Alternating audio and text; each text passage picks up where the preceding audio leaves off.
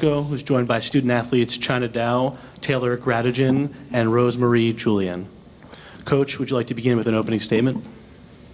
Yeah, we're really excited to play one of the most storied programs in women's basketball history with an opportunity to make the Sweet 16. We all enjoyed the first round game against Missouri, but now have started our preparation to give a great effort and hopefully come out victorious against Stanford. Thank you. We'll now take questions for both coach and the student athletes. As a reminder, please state your name and affiliation at the beginning of each question. Hi, good afternoon. Elliot Allman, San Jose Mercury News. This is for China. You're probably one of the most difficult players in the country for bigs to guard. And I'm curious if what kind of feedback you might have heard, the craziest kind of things, people getting frustrated trying to guard you.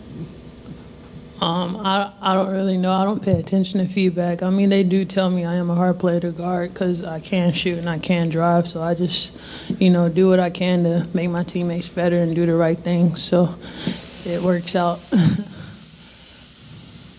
Dana Caldwell, Naples Daily News, Fort Myers News Press, China.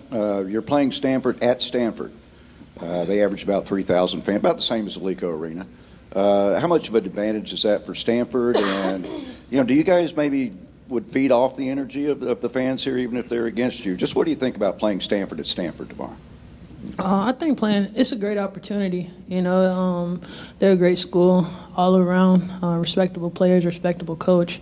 And I know the environment's going to be tough to play in because it's not a Lico, but at the same time we do have fans down here that can be loud too whenever we score. And I think it's the hype too of playing against them type of fans. So I think it's exciting. I've never been in a type of environment like Stanford, so it'll work out and we'll have fun. Do Young Park, Naples Daily News. Coach, you last played Stanford down in Mexico in 2013, I believe. And Tara just told us that she's been watching a little bit of film from that game as part of her preparation. What do you remember about that game, and in what ways do you think your team and style changed since then? Well, I actually thought we got beat by double figures, but I thought we played really well against them. Now, we had no chance against a Buunike. I mean, she crushed us inside. I don't know what she had, like 26, 28, and I don't know if she missed any shots. And there were times where we literally put 3 people on her, 3 people on one kid, and she still got every rebound and put it in. She was amazing. Obviously this is a different game because it's different personnel, and Stanford runs a different offense than they did back then. But hopefully, for us to win, we have to really move the ball, move people, be hard to guard, and then shoot a good percentage. And we're going to have to play as a team defensively to try to make as many plays as we can, because we know they've got talented players who can make tough shots. So we're just, I don't take much from the game a few years ago. I don't think there's much to be gained from that. Coach, Stanford has a freshman guard, Kiana Williams, who's 70% on threes, 18 of 26 in the postseason. How impressive is it to see, a true freshman do that in her first college postseason, and how do you figure to defend what she brings to the table? Well, I mean, that's impressive for anybody to shoot that type of percentage over a number of games. And they're not all just easy shots either. They're step backs, pull-up threes.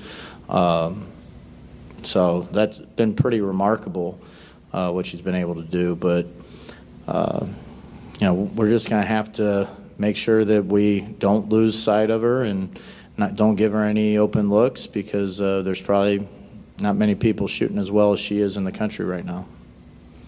And one last one for the players.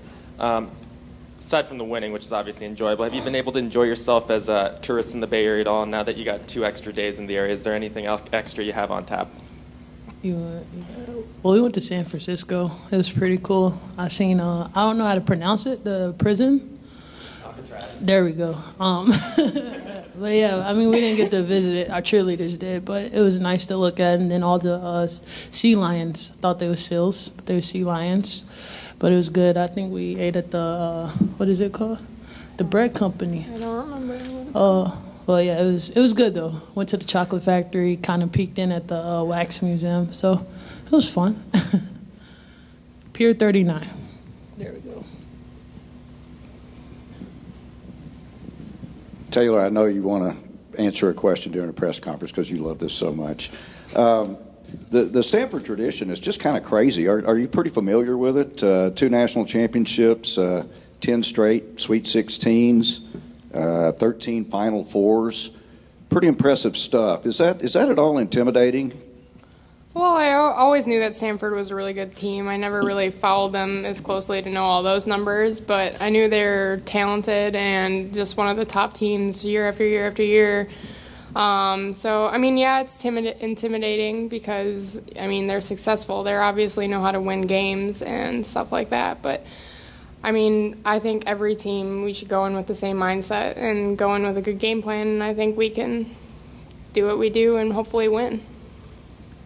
Alex Simon from the Summit. Rosemarie, obviously, no one ever wants to foul out in the game, but the kind of the scrappy nature of that game yesterday, is that a style you guys really like to play?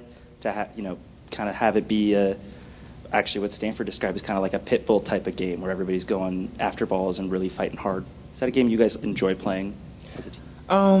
We don't have much of those games, only like 2 in our season. We have to do that. But yeah, of course we like that, win possessions and stuff like that. Yeah, to answer your question. Coach, same question for you. Yeah, well, for us to compete, we have to fight for every loose ball. We have to be physical. We're usually giving up quite a bit in terms of size.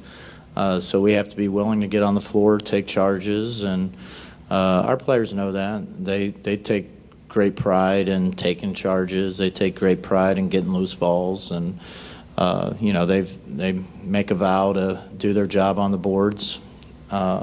So that's the only way we can survive against some of these big teams, is if we're willing to do those things.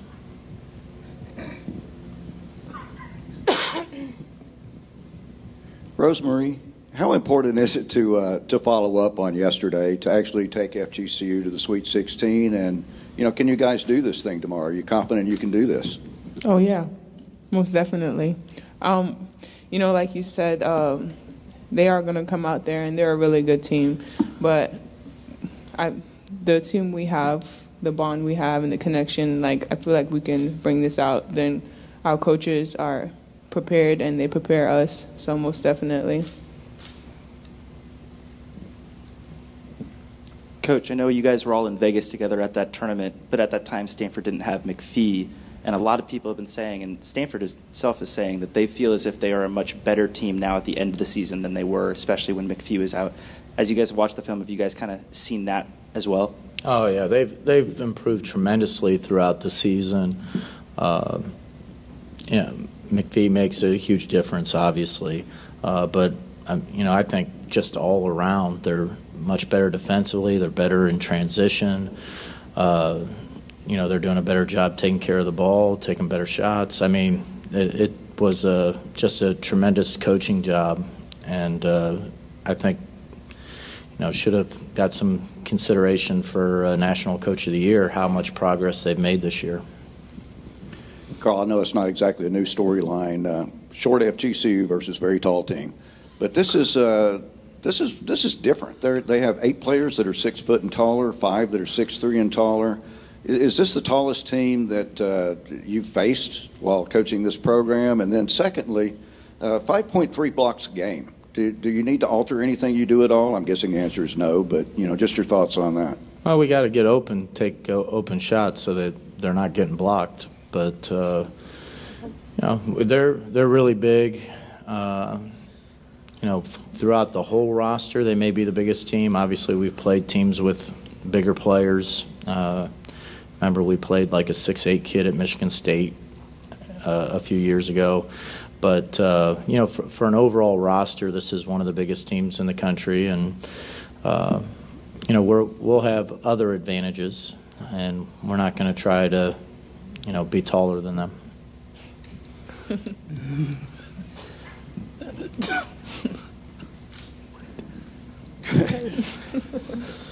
That was gold.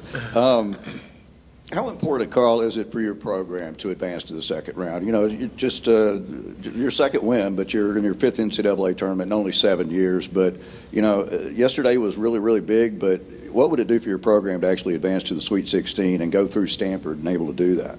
Yeah, well, that's a big goal for us. We feel like we have a team that could win NCAA tournament games, and every time we've come to the NCAA tournament, we felt like we had a chance to go to a Sweet 16, and usually the team that beat us in overtime ended up taking our spot in the Sweet 16. But it would be big for us. Mid-majors don't get to the Sweet 16 very often, but we look at ourselves as a little bit different, and the way we play gives us a chance to make this happen.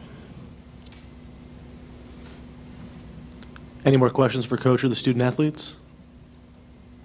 Thank you. Thank you, everybody. Thank you. Thank you. Thanks. As a reminder, the